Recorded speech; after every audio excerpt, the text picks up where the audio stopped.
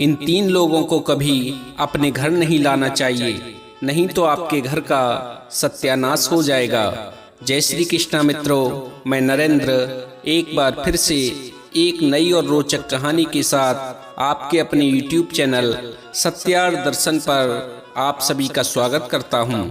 मित्रों, आज की कहानी, आज का विषय बहुत ही महत्वपूर्ण है। आज की कहानी से आपको एक नया सबक सीखने को मिलेगा।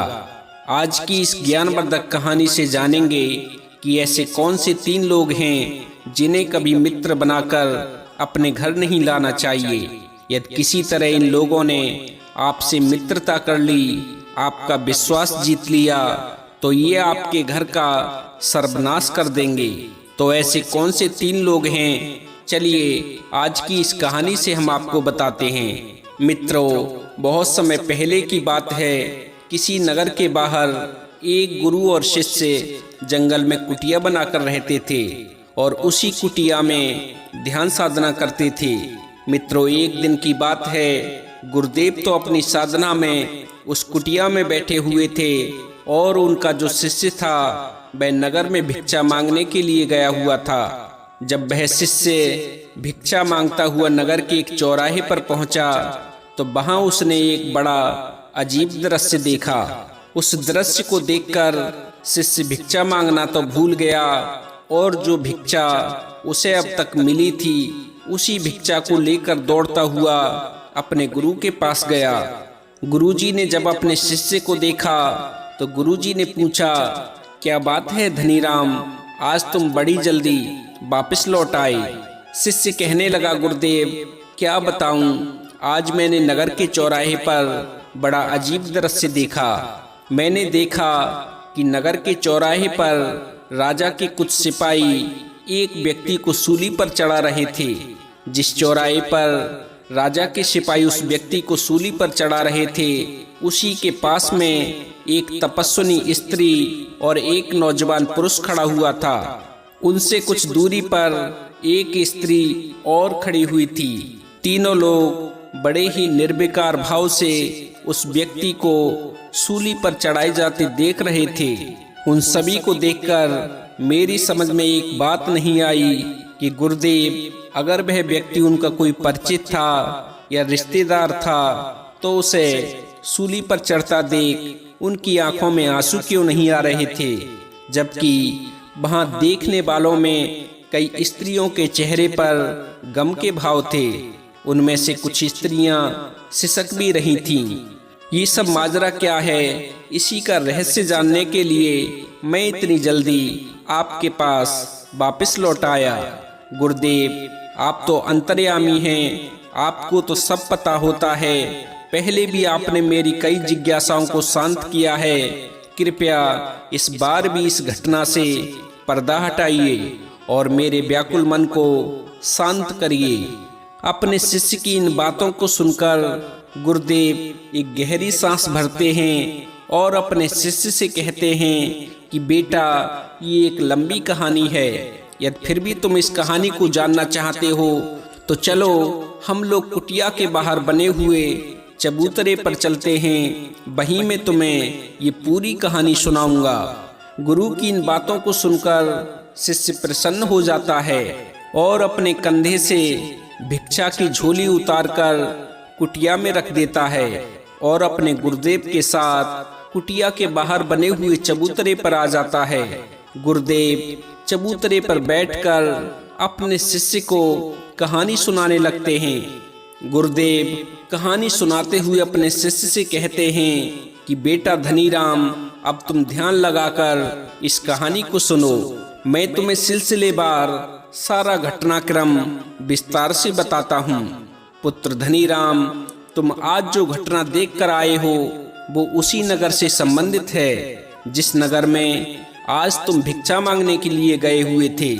बेटा, इस नगर में रतिराम नाम का एक वैश्य रहता है जो बहुत ही धर्मपरायण व्यक्ति है। उसकी 2 संतानें हैं, एक लड़की और एक लड़का। लड़की का नाम सुशीला है और लड़के का नाम मदन है। रतिराम के पुत्र का तो विवाह हो चुका है, लेकिन सुशीला अभी कुंवारी है। जिस लड़की के साथ मदन का विवाह हुआ है उसका नाम शत्रुपा है।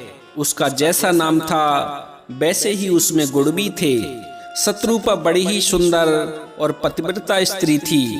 रतिराम के पुत्र मदन का एक दोस्त भी था जिसका नाम चंपालाल था। अब तुम ये सुनो कि इन सब के साथ में क्या हुआ। सुनो, सेठ रतिराम का कारोबार पहले बहुत अच्छा चलता था। उसकी गिनती इस शहर के धनी मानी व्यक्तियों में की जाती थी। लेकिन चंपालाल ने अपने दोस्त के घर पर ऐसी चिंगारी फेंकी कि रतिराम का घर तबाह होकर रह गया। शिष्य ने उत्सुकता से पूछा, गुरुदेव वह कैसे? तो गुरुदेव ने बताया कि दरअसल हुआ ये था कि मदन का दोस्त चंपालाल पहले एक सद्चरित्र नौजवान था। उसके पिता ने उसके लिए काफी धन छोड़ा था, किंतु उनके मरने के बाद चंपालाल को परस्त्री गमन का चस्का लग गया। वह अपनी काम पूर्ति के लिए वेश्याओं के यहाँ जाकर उन पर अपने पिता के जमा किए हुए धन को उड़ाने लगा। धीरे धीरे उसका सारा धन समाप्त हो गया। तब उसने एक जुगत भिड़ा ली। वह वेश्याओं का दलाल बन गया और दूसरे लोगों को फंसाकर वेश्याओं के पास पहुंचाने लगा। ऐसा करने से उसकी अर्थव्यवस्था काफी हद तक सुधर गई और वह दलाली से कमाए हुए धन से ऐश करने लगा। लेकिन ये सब कब तक चलता? पाप की कमाई से कभी किसी का गुजारा हुआ है जो चंपालाल का होता। धीरे धीरे नगर के अधिकांश लोग इस बात को जान गए कि चंपालाल वेश्याओं का दलाल है। तब से नगर के लोग उससे कन्नी काटने लगे। इससे चंपालाल की कमाई बंद हो गई और उसके सामने भूखों मरने की नौबत आ पहुंची। ऐसे में चंपालाल की नजर अपने दोस्त मदनलाल के ऊपर पड़ी। उसने सोचा कि यदि किसी तरह मदनलाल को किसी वेश्या के चंगुल में फंसा दिया जाए तो उस वेश्या की कमाई भी हो जाएगी और उस वेश्या से मेरी दाल रोटी का जरिया भी निकल आएगा। यही विचार कर वह एक दिन मदन से मिलता है और अपने मित्र से कहता है कि मित्र मदन, कई दिनों से मेरी इच्छा देवी दर्शन की हो रही है, लेकिन मैं वहां अकेले नहीं जाना चाहता। या तुम साथ दो तो हम दोनों देवी के दर्शन कराएं। क्योंकि मदन का पिता एक धर्मपरायण व्यक्ति था। उसने अपने पिता से धार्मिक संस्कार पाए थे, इसीलिए देवी दर्शन के लिए तुरंत राजी हो गया और अपने मित्र चंपालाल के साथ देवी दर्शन के लिए चल दिया। तब चंपालाल ने उसे बजाय देवी दर्शन कराने के बहला फुसलाकर वेश्या चंद्रा के यहाँ ले आया। वेश्या चंद्रा गजब की कमसिन थी। उसके बारे में विख्यात था कि यदि उसकी कटीली नजर किसी पर पड़ जाए तो वह अपना आपा खोकर उस वेश्या का हो जाता था। उस दिन भी वही हुआ।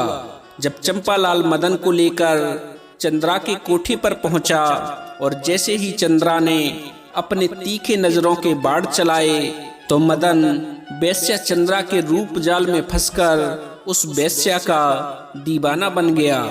घर में पतिव्रता स्त्री होते हुए भी वह एक वेश्या के प्रेम में फंस गया और उस पर अपने पिता की कमाई हुई दौलत को खुले हाथों से लुटाने लगा।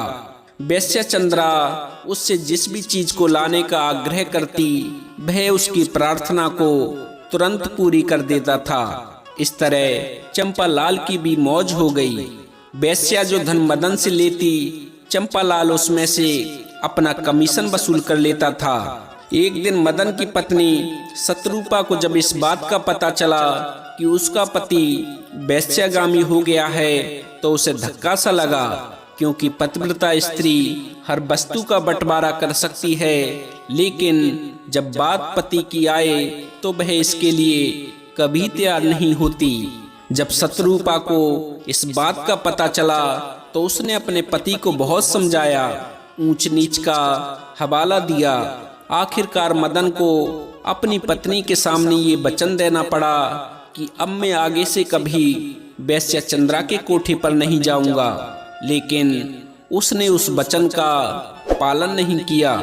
चोरी चोरी चुपके चुपके उसका वेश्या के यहाँ जाना बदस्तूर जारी रहा। इतनी कहानी सुनाकर गुरुदेव ने थोड़ा विराम लिया और एक गहरी सांस भरी। इसके बाद गुरुजी ने आगे की कहानी सुनानी शुरू कर दी। गुरुदेव आगे कहानी सुनाते हुए बोले कि शिष्य धनीराम सेठ के लड़के मदन की वेश्यागामी हो जाने तक की कहानी तो तुमने सुन ली। अब एक दूसरी घटना तुम्हें सुनाता हूँ जो इसी कहानी से संबंध रखती है। सुनो। इसी शहर में मोतीलाल नाम का एक रईस व्यक्ति रहता था। उसके पास लाखों की जायदाद थी, किंतु उसे भी सट्टे और वेश्याओं का चस्का लगा हुआ था। परिणाम ये निकला कि कुछ ही दिनों में उसकी भी सारी दौलत स्वाह हो गई। उसे भोजन के भी लाले पड़ने लगे। तब वह नौकरी की तलाश में इधर उधर धक्के खाने लगा। एक दिन संयोगवश मोतीलाल एक बगीचे में सुशीला और शत्रुपा से टकरा गया। हुआ ये था कि उस दिन दोनों ननद भाभी बगीचे में शाम की सैर को आई हुई थी। तभी एक सांड ने उन दोनों पर हमला कर दिया। दोनों चीख पुकार करती हुई बेतहाशा दौड़ी चली जा रही थी। तभी संयोग से मोतीलाल भी उसी बगीचे में पहुंच गया। जब उसने देखा कि सांड दोनों स्त्रियों को मारने वाला है तो उसने आओ देखा न ताओ पास में पड़ा डंडा उठाया और सांड की गर्दन पर दे मारा। डंडे की मार से सांड एकदम से तिलमिला गया। उसने ननद भाभी को तो छोड़ दिया और वह मोतीलाल से भिड़ गया। लेकिन मोतीलाल ने हार नहीं मानी और किसी तरह अपनी जान पर खेलकर दोनों ननद भाभी को उस सांड से बचा लिया। दोनों ननद भाभी को बचाने में मोतीलाल को थोड़ी बहुत चोटें भी आईं। दोनों ननद भाभियों ने मोतीलाल का आभार प्रकट किया और पूछा कि भैया आप कौन हो। सुशीला के पूछने पर मोतीलाल ने अपना परिचय दिया और बताया कि मैं इसी शहर के सेठ लक्ष्मीचंद का इकलौता पुत्र हूँ, लेकिन अब मेरा हाल ये है कि मैं एक एक रोटी के लिए भी मोहताज हूँ। जब दोनों ननद भाभी ने मोतीलाल की आपबीती सुनी तो दोनों को मोतीलाल पर दया आ गई। वे उसे अपने साथ अपने घर ले आईं और सेठ रतिराम से कहकर उसे अपने घर में नौकर रखवा लिया। मोतीलाल क्योंकि बहुत ठोकरें खा चुका था, अतः नौकर बनकर उसने अपना काम गंभीरता से करना शुरू कर दिया। धीरे धीरे उसने घर वालों का विश्वास भी जीत लिया। एक दिन मोतीलाल किसी काम से उस रास्ते से गुजर रहा था जहां उस वेश्या चंद्रा का कोठा था। जब वह वहां से गुजरा तो उसने मदन को वेश्या के कोठे से निकलते हुए देख लिया। क्योंकि वह पहले उन कोठों पर आता जाता रहा था, अतः अपने एक जानकार से उसने मदन के बारे में सब कुछ जान लिया कि ये श्रीमान चंद्रा नामक वेश्या के दीवाने हैं और उस पर अपनी बेहिसाब दौलत लुटा रहे हैं। तो उसने ये बात सेठ रतिराम को बता दी। ये सुनकर रतिराम क्रोधित हो उठा। उन्होंने मदन को बुलवाया और उसे बहुत डांटा फटकारा। उन्होंने मदन को ये धमकी भी दे डाली कि उसने अपना आचरण नहीं सुधारा तो वह उसे अपनी जायदाद से बेदखल कर देंगे। पिता की धमकी का कुछ दिनों तक तो मदन पर असर रहा, किंतु जैसा कि किसी शायर ने कहा है, छूटत नहीं है जालिम मुंह की लगी हुई। उसने फिर से वेश्या के यहाँ आना जाना शुरू कर दिया। जब सेठ रतिराम की सारी कोशिशें अपने बेटे को समझाने में विफल हो गईं, तो विवश होकर उन्होंने उसे घर से निकाल दिया और अपनी जायदाद से भी बेदखल कर दिया। इतनी कहानी सुनाकर गुरुदेव ने फिर अल्प विराम लिया। उसके बाद आगे कहानी सुनाते हुए बोले कि चेला धनीराम आगे का वृतांत सुनो। आगे क्या हुआ। उस बेईमान चंपालाल ने क्या किया। एक दिन उसने एक झूठी चिट्ठी लिखी और उसे लेकर सुशीला के पास यानी अपने दोस्त की बहन के पास में पहुंच गया। उसने सुशीला से कहा कि बहन सुशीला, एक सड़क दुर्घटना में तुम्हारा भाई गंभीर रूप से घायल हो गया है और उसने तुम्हें फौरन अपने पास बुलाया है। मैं उसे दूसरे गांव के वैद्य के पास में छोड़ आया हूं, जहां उसका इलाज चल रहा है। तुम अभी तुरंत चलकर उससे मिल लो। सुशीला ने चिट्ठी पढ़ी। चिट्ठी में नीचे जो दस्तखत थे वह कुछ कुछ उसके भाई के हस्ताक्षरों से मिलते जुलते थे। सुशीला ने ज्यादा छानबीन नहीं की। भाई के साथ हुई दुर्घटना की बात सुनकर वह पहले ही बहुत घबरा गई थी। अतः वह फौरन चंपालाल के साथ चलने को तैयार हो गई। चंपालाल मक्कार तो था ही, वह उसे लेकर एक बाग में पहुंचा। जब सुशीला ने उससे पूछा कि मेरा भाई कहाँ है, तो वह बोला कि मिल जाएगा मेरी जान, वह भी मिल जाएगा। पहले जरा वह काम तो कर लूं जिसके लिए मैं तुम्हें यहाँ लेकर के आया हूँ। उस कपटी की इन बातों को सुनकर सुशीला उसकी मनसा भांप गई और अपनी सहायता के लिए जोर जोर से चीखने चिल्लाने लगी। उसके चिल्लाने की आवाज मोतीलाल ने सुनी। उस समय वह किसी काम के सिलसिले में उधर से ही गुजर रहा था। वह तुरंत ही बाग में पहुंचा और एक ही नजर में सारा मामला समझकर चंपालाल से भिड़ गया और उस पर लात घूंसे बरसाने लगा। मोतीलाल सुशीला को लेकर घर पहुंचा। उसने सेठ रतिराम को जब ये बात बताई तो इन बातों को सुनकर सेठ रतिराम का खून खौलने लगा। उन्होंने अपने आदमी भेजकर चंपालाल को पकड़कर अपने पास बुलाया। वहां भी चंपालाल की जमकर पिटाई की गई और उसे चेतावनी देकर छोड़ दिया गया कि आगे से वह इन गलियों से भी गुजरा तो उसका बहुत बुरा अंजाम किया जाएगा। अपने कर्मों के कारण से चंपालाल की बहुत बेइज्जती हो चुकी थी। अतः उसने इस परिवार से अपनी बेइज्जती का बदला लेने का निश्चय कर लिया। द्वेष की आग में जलते हुए उसने फैसला कर लिया कि वह मदन को किसी गंभीर मुसीबत में फंसाकर ही दम लेगा। इतनी कहानी सुनाकर गुरुजी कुछ देर के लिए चुप हो गए। शिष्य ने समझा कि शायद गुरुदेव को झपकी आ गई है, इसीलिए उसने पूछा, आगे क्या हुआ गुरुदेव? आगे की कहानी तो बताइए। गुरुदेव ने गहरी सांस भरी और बोले कि शिष्य धनीराम, अब मदन की पत्नी के बारे में भी सुन लो। वह बेचारी रात दिन अपने पति की चिंता में घुलने लगी। अपने पिता के डर से उसका पति तो घर आ नहीं सकता था, अतः उसने स्वयं ही उससे मिलने का निर्णय किया। उसने एक गुर्जरी का भेष बनाया और दही की मटकी सिर पर उठाए उस ओर चल पड़ी जहां उसका पति रह रहा था। उसने दही ले लो, दही ले लो, ताजा दही ले लो, इस तरह की आवाजें उस गली में लगानी शुरू कर दी। उसकी आवाज सुनकर मदन ने जब घर से बाहर झांका तो एक सुंदर स्त्री को दही बेचते हुए देखा। वह तुरंत अपना बर्तन लेकर घर से बाहर आया और बोला, ये दही वाली कैसे दिया दही? उस बदले भेष में वह अपनी पत्नी शत्रुपा को बिल्कुल भी नहीं पहचान सका। अपने पति की इन बातों को सुनकर शत्रुपा कहने लगी कि बाबूजी 2 पैसे सेर दिया है दही। मदन ने बर्तन आगे बढ़ाते हुए कहा कि आधा सेर दही इस बर्तन में डाल दो। बर्तन देने के बहाने उसने शत्रुपा का हाथ छू लिया, जिसका शत्रुपा ने कोई विरोध नहीं किया। इससे तो मदन का हौसला और भी बढ़ गया।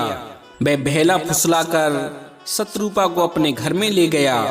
उस पतिव्रता स्त्री शत्रुपा ने कैसे अपनी पहचान न उजागर करते हुए किस प्रकार अपने पति को अपनी मोहब्बत में गिरफ्तार कर लिया, यह एक लंबी कहानी है। अतः उस प्रसंग को छोड़कर तुम ये सुनो कि कुछ ही दिनों में शत्रुपा ने मदन को अपने रूप का दीवाना बना लिया। इसका परिणाम ये निकला कि मदन ने उस वेश्या के यहाँ जाना ही छोड़ दिया। अब तो वह दिन रात दही वाली गुजरी यानी शत्रुपा के चक्कर में ही रहने लगा। अतः उस प्रसंग को छोड़कर तुम ये सुनो कि कुछ ही दिनों में शत्रुपा ने मदन को अपने रूप का दीवाना बना लिया। इसका परिणाम ये निकला कि मदन ने उस वेश्या के यहाँ जाना ही छोड़ दिया।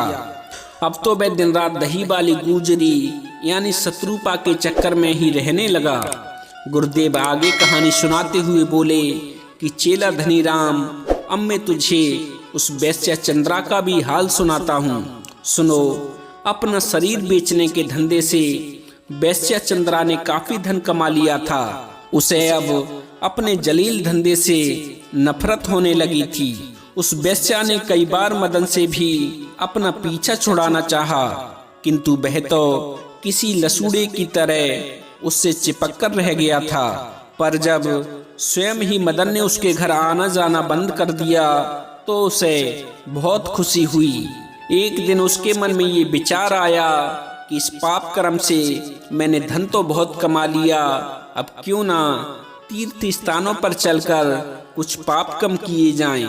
ऐसा विचार कर उसने अपनी सारी संपत्ति अपनी छोटी बहन चंचला को सौंप दी और स्वयं तीर्थ यात्रा करने के लिए निकल गई। चंद्रा के वहां से जाने के बाद चंपालाल का धंधा बिल्कुल चौपट हो गया। ग्राहकों को फंसाकर चंद्रा के कोठे पर पहुंचाने से ही तो उसकी रोजी रोटी चलती थी। जब चंद्रा का कोठा ही बंद हो गया तो उसके भूखे मरने की नौबत आ गई। उसने समझा कि चंद्रा रह तो यहीं रही है पर जानबूझकर उससे नहीं मिलना चाह रही। तब उसने चंद्रा से भी बदला लेने की ठान ली।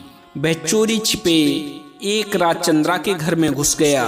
अंदर कमरे में उसने एक युवती को सोते हुए देखा। कमरे में अंधेरा था, इसीलिए वो ये पहचान नहीं कर सका कि पलंग पर सोई हुई स्त्री चंद्रा है या कोई और। वह उछलकर पलंग पर चढ़ गया और सोई हुई स्त्री का मुंह अपने बाएं हाथ से दबा लिया ताकि वह चीख ना सके। तब उसने अपने फेंटे से एक तेज धार वाली कटार निकाली और उस कटार से उस स्त्री का गला रेत दिया। ये सब करने के बाद उसने उस स्त्री का कटा हुआ सिर एक चादर में लपेटा और रात के अंधकार में उस कटे हुए सिर को मदन के घर में रखाया।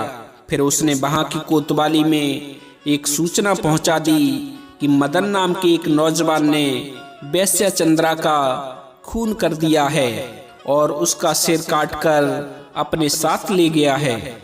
इस सूचना के आधार पर शहर के कोतवाल ने मदन के घर पर छापा मारा तो उसे एक स्त्री का कटा सिर मिल गया। तब हत्या के जुर्म में मदन को गिरफ्तार कर लिया गया। इधर जब सेठ रतिराम को ये खबर पता चली तो अपने बेटे को मुसीबत में देखकर उनकी ममता जाग उठी। उन्होंने एक अच्छा सा वकील करके मदन को छुड़ाने का प्रयास आरंभ कर दिया। उसने पैसा पानी की तरह बहाया, किंतु दो कारणों से उसे मदन की जमानत करने में विफलता ही मिली। पहला कारण तो ये था कि मदन के घर से कटा सिर मिलना था और दूसरा चंपालाल की चश्मदीद गवाही थी।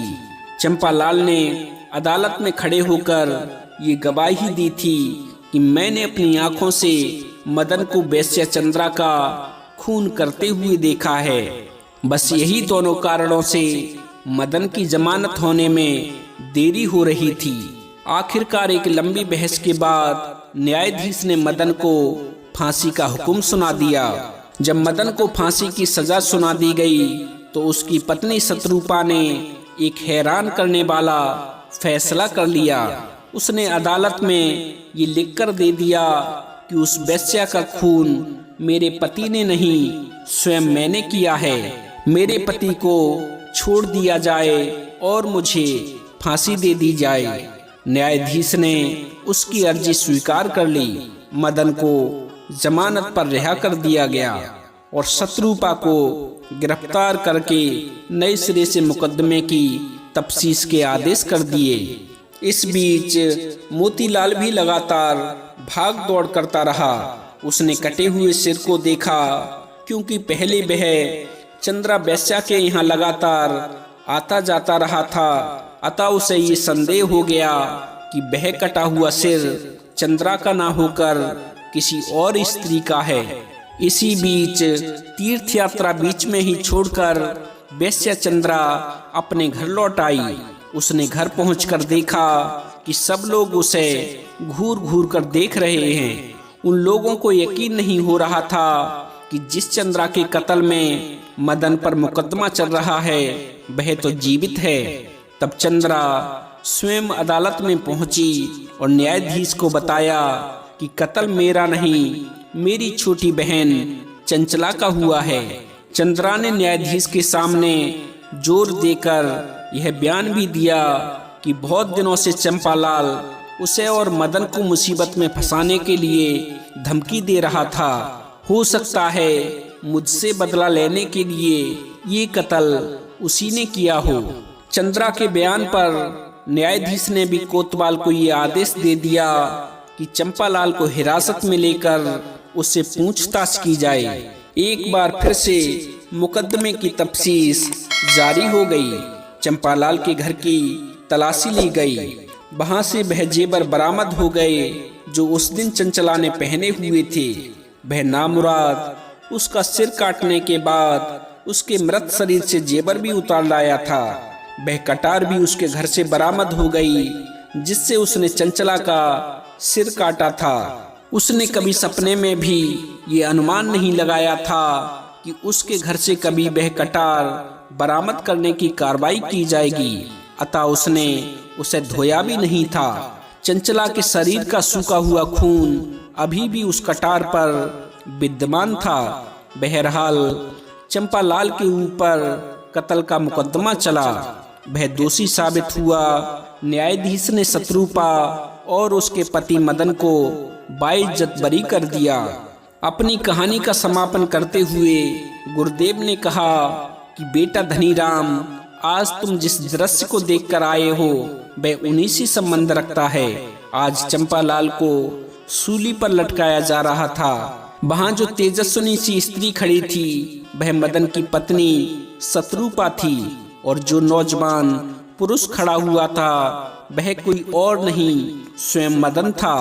उससे कुछ हटकर जो स्त्री खड़ी सुबक रही थी वह वेश्या चंद्रा थी जिसकी बहन का कत्ल उस चंपालाल ने कर दिया था। इसीलिए वह अपनी बहन को याद कर करके सुबक रही थी।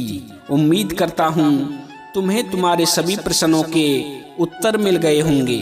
इसलिए अब तुम रसोई पकाओ, तुम भी भोजन करो और मुझे भी भोजन कराओ। भोजन उपरांत मैं तुम्हें बताऊंगा कि चंपालाल जैसे कौन से 3 लोग होते हैं जिन्हें कभी भूल कर भी अपने घर नहीं लाना चाहिए। इन 3 लोगों से की गई दोस्ती हंसते खेलते परिवार को भी तबाह कर देती है। शिष्य कहता है कि गुरुदेव तुम कहना जारी रखिए, मैं भोजन भी पकाता रहूंगा और तुम्हारी बातें भी सुनता रहूंगा। गुरुदेव बोले ठीक है, जैसी तुम्हारी मर्जी। इस तरह शिष्य तो रसोई पकाने लगता है और गुरुदेव उसे उन 3 लोगों के बारे में बताने लगते हैं। गुरु ने अपने शिष्य को बताया कि किन 3 लोगों को कभी अपने घर मित्र बनाकर नहीं लाना चाहिए। पहला है धोखेबाज मित्र। ऐसा मित्र जो केवल अपना लाभ सोचता हो, जैसा कि चंपालाल ने मदन के साथ किया। वह न केवल उसे गलत रास्ते पर ले गया बल्कि अपने स्वार्थपूर्ण योजनाओं के लिए उसके जीवन को खतरे में डाल दिया। ऐसे मित्र आपके परिवार और आपके जीवन को पूरी तरह से तबाह कर सकते हैं। दूसरा है वेश्यागामी या अनैतिक चरित्र का व्यक्ति। गुरु ने समझाया कि वेश्या चंद्रा जैसे लोगों के साथ जुड़ने से किसी की प्रतिष्ठा और परिवार पर बुरा असर पड़ता है। गलत संगति व्यक्ति को पतन की ओर ले जाती है। मदन का वेश्यागामी हो जाना उसी का उदाहरण था जिसने परिवार को बहुत नुकसान पहुंचाया। और दूसरा वो चंपालाल जिसने अपने दोस्त की बहन से ही व्यभिचार करने की सोची। चंपालाल जैसे कपटी मित्रों को कभी भी अपने घर नहीं लाना चाहिए। ऐसे मित्र सभी स्त्रियों को एक ही नजर से देखते हैं, वो है व्यभिचार की नजर। यदि आपको पता है कि हमारा दोस्त व्यभिचारी है, चरित्र का गंदा है, तो ऐसे मित्र को कभी अपने घर लेकर नहीं आना चाहिए। ऐसे मित्र कभी किसी के सगे नहीं होते, मौका मिलते ही अपनी असलियत पर आ जाते हैं और अपने रंग दिखा देते हैं। तीसरा है ईर्ष्या करने वाला और द्वेष भावना रखने वाला व्यक्ति। गुरु ने समझाया कि चंपालाल ने बदला लेने के उद्देश्य से ही चंचला का कत्ल किया और अदालत में जाकर झूठी गवाही दी। उसका उद्देश्य था कि मदन को फांसी हो जाएगी, फिर मैं सेठ रतिराम के घर पर आसानी से कब्जा कर लूंगा। इससे मुझे धन भी मिल जाएगा और भोगने के लिए मदन की पत्नी और उसकी बहन भी मिल जाएगी। लेकिन वो तो भला हो उस वेश्या चंद्रा का जिसने मदन को बचा लिया और असली गुनहगार को फांसी के फंदे तक पहुंचा दिया। यदि चंपालाल अपने मंसूबों में कामयाब हो जाता तो सेठ रतिराम के घर को उजड़ने में देर नहीं लगती। इसीलिए ध्यान रखना चाहिए कि जो आपसे ईर्ष्या रखता है, आपकी तरक्की देखकर जलता है, ऐसे लोगों से कभी मित्रता नहीं करनी चाहिए और ना ही ऐसे लोगों को कभी अपने घर का भेद बताना चाहिए। तो मित्रों, ये थी आज की कहानी। आपको ये कहानी कैसी लगी कृपया कमेंट के माध्यम से हमें अवश्य बताएं। यदि कहानी पसंद आई हो तो कृपया वीडियो को लाइक करें, हमारे चैनल सत्यार्थ दर्शन को सब्सक्राइब करें और हो सके तो इस कहानी को अपने मिलने वालों के साथ भी अवश्य साझा करें, जिससे वो भी इन 3 लोगों से सदैव सतर्क रहें। तो साथियों, आज के लिए बस इतना ही। मिलते हैं अन्य ज्ञानवर्धक वीडियो में। तब तक के लिए आप सभी को मेरी तरफ से जय श्री कृष्णा, जय श्री राधे, जय श्री श्याम। बोली श्री बांके बिहारी लाल की जय।